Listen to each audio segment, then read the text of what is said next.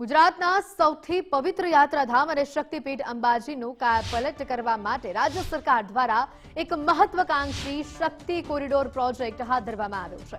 આ પ્રોજેક્ટ માટે સરકારે 1632 કરોડ રૂપિયાનું જંગી બજેટ ફાળવ્યું છે, જેનો ઉદ્દેશ્ય અંબાજીને દેશનું સૌથી મોટું અને આધુનિક શક્તિપીઠ બનાવવાનો છે। આ કામગીરી અંતર્ગત બનાસકાંઠા જિલ્લા વહીવટીતંત્ર દ્વારા સઘન ઝુંબેશ પણ હાથ ધરવામાં આવી હતી। ડીવાયએસપી અને ડેપ્યુટી કલેક્ટરના નેતૃત્વમાં ભારે પોલીસ બંદોબસ્તની સાથે બીએસસીસી કોમ્પ્લેક્સ, જૂના નાકા, ગબ્બર રોડ અને પાણીની ટાંકી પાસેના વિસ્તારમાંથી અંદાજે 30 થી વધુ મોટા કાચા પાકા દબાણોને દૂર કરવામાં આવ્યા છે। અગાઉ ગબ્બર રોડ પર પણ 89 જેટલા દબાણોને દૂર કરવામાં આવ્યા હતા।